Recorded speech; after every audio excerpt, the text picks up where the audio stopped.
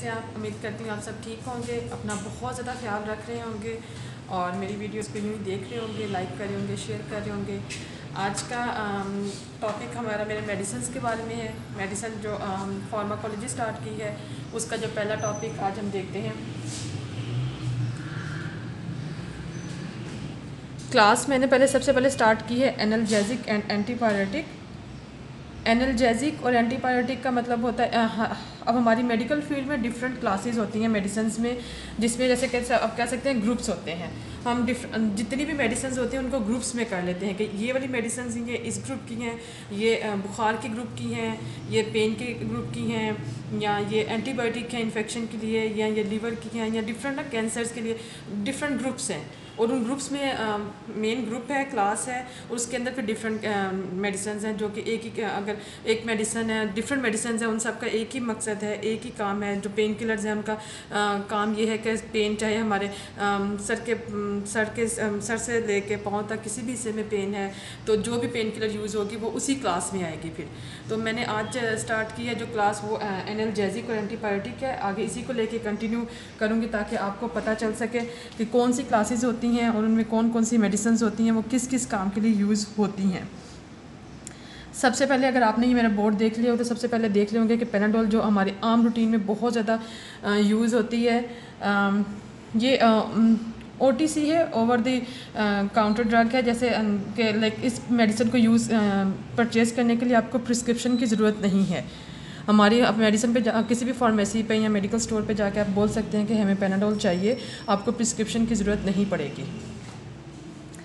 इसका generic name हमारे पास paracetamol होता है। अच्छा, ये दो नेम्स होते हैं। जेनेरिक नेम वो होता है जिसे हम कह सकते हैं कि फार्मूला नेम या साल्ट नेम। हम ये कह सकते हैं कि उस मेडिसिन के अंदर एक्चुअल में है क्या। जैसे आप ये देख सकते हैं कि पेनाडोल जो है लिखा हुआ है ना, ये ब्रांड नेम लिखा हुआ है। नीचे इसके ब्रैकेट में देखिए आपने ये लिखा होगा, ये जेनेरिक नेम होता है कि इसके अंदर एक्चुअल में है क्या, क्या फार्मूला है, क्या साल्ट है। किसी भी मेडिसिन के दो नेम होते हैं।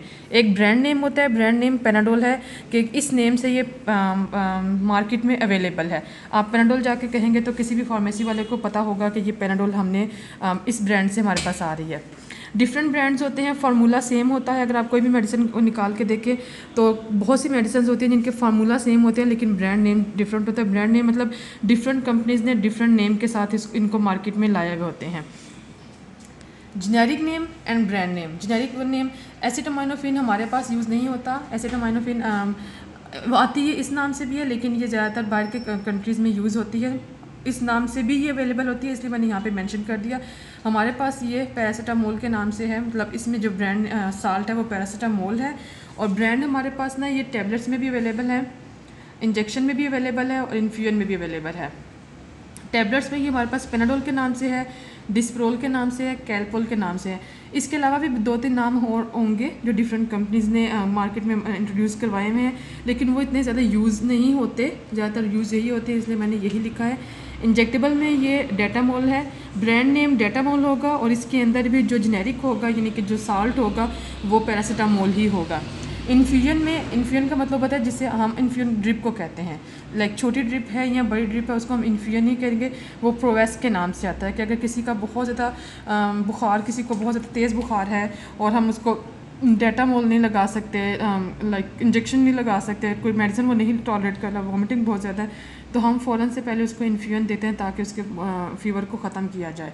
क्लास जैसे आपको मैंने बता दिया एनाल्जेसिक एंड एंटीबायोटिक। एनाल्जेसिक का मतलब होता है पेन किलर्स, ठीक है, जो वो टैबलेट्स इस क्लास में आती हैं जो कि पेन को ख़त्म करती हैं। एंड एंटीबायोटिक वो मेडिसिन जो कि बुखार को ख़त्म करती हैं। एंटीबायोटिक पायरेक्टिव वर्ड निकला है पायरेक्सिया से। पायरेक्सिया का मतलब होता है बुखार, जो बुखार को ख़त्म करने वाली मेडिसिन होती हैं। इंडिकेशन और कॉन्ट्रा इंडिकेशन। इंडिकेशन का मतलब होता है कि हम किस किस सूरत में दे सकते हैं। कॉन्ट्रा इंडिकेशन का मतलब होता है कि किस सूरत में नहीं दे सकते। इंडिकेशन इसकी दो हैं, फ़ीवर एंड पेन। जैसे मैंने आपको ऊपर बताया कि फ़ीवर होगा तो हम पेनाडोल देंगे, पेन होगी किसी भी बॉडी में कहीं भी पेन है तो आप यूज़ कर सकते हैं। It's typically use for mild to moderate pain. अगर आपको हल्का सा सर दर्द भी है या आपको कोई ज़्यादा सीवियर पेन है कहीं पे भी तो यू कैन यूज़ इट, आप इसे यूज़ कर सकते हैं ईजीली। कॉन्ट्रा इंडिकेशन क्या है? वैसे तो इसकी स्पेसिफिकली कोई कॉन्ट्राइंडिकेशन नहीं है क्योंकि बहुत सी मेडिकेशंस की होती हैं।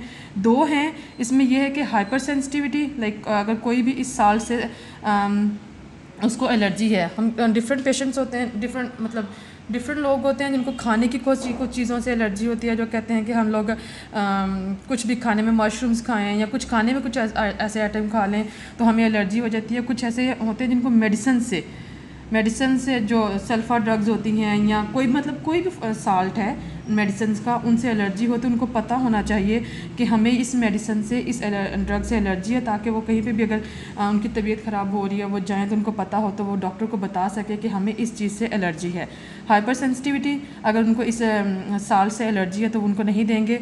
सीवियर एक्टिव लिवर डिजीज़, किसी को अगर एक्टिव लिवर डिजीज़ है, किसी का भी जिगर का कोई प्रॉब्लम है, कोई भी प्रॉब्लम है, उसको हेपेटाइटिस है या यरकान है या कोई भी लिवर का कोई प्रॉब्लम है, तो उसको भी हम उसको नहीं दे सकते। ये दो कॉन्ट्राइंडिकेशन है। प्रेगनेंसी एंड लैक्टेशन, अगर कोई प्रेग्नेंट वुमेन है या कोई कोई फीड करवाती है अपने बेबी को, तो उसमें ये दे सकते हैं कि नहीं दे सकते।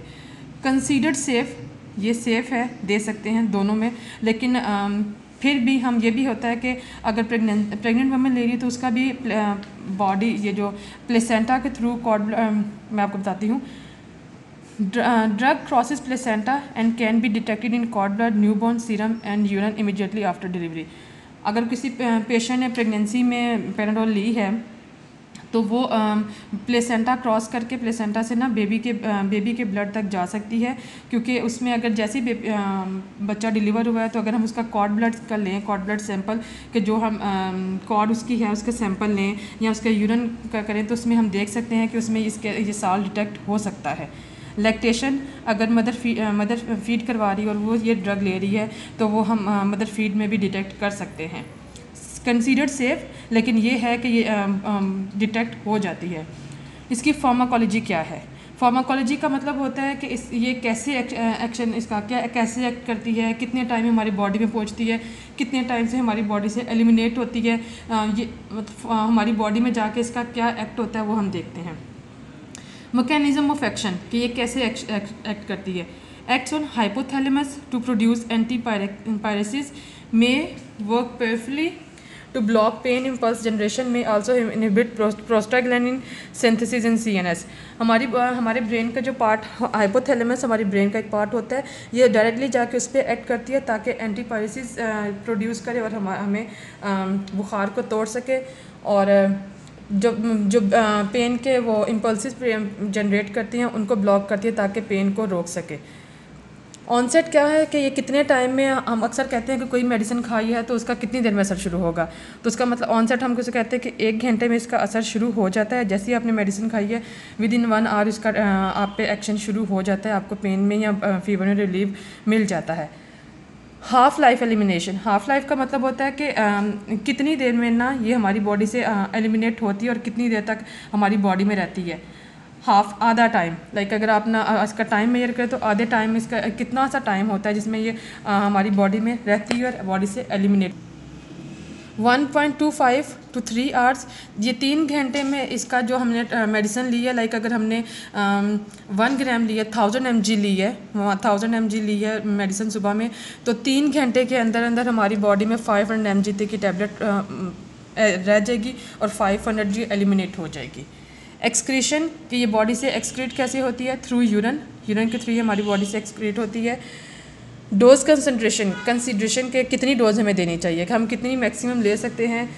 ये जब भी आपने देखा होगा कि जब भी हम पैराडोल टैबलेट्स लेते हैं हम हमेशा कहते हैं कि 2 टैबलेट्स लेनी है, 2 टैबलेट्स मॉर्निंग, इवनिंग, नाइट, दिन में 3 दफ़ा, या इसका आइडियली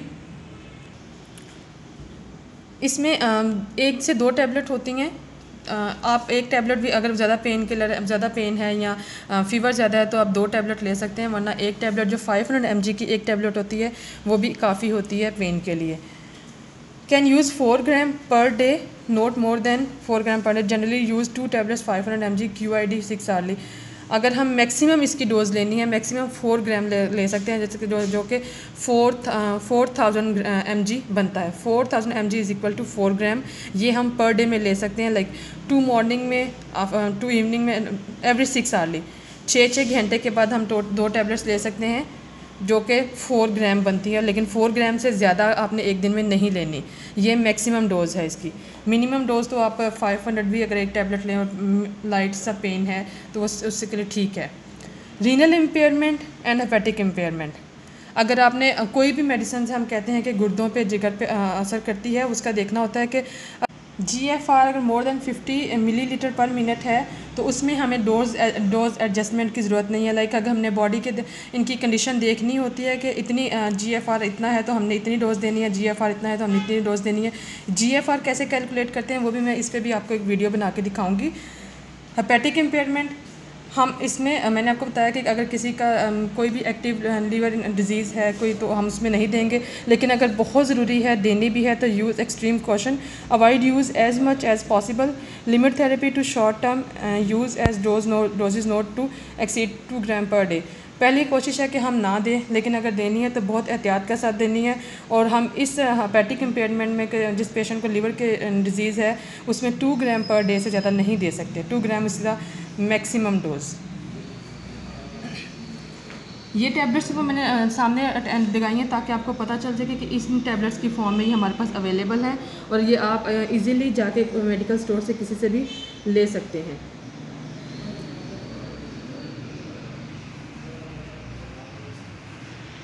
आई होप कि मेरी इस मेडिसिन की इन्फॉर्मेशन आपको समझ आई होगी। अगर आप इसको यूज़ कर सकते हैं तो किस किस तरीके से यूज़ कर सकते हैं, कैसे किन कंडीशन में आपने नहीं देनी।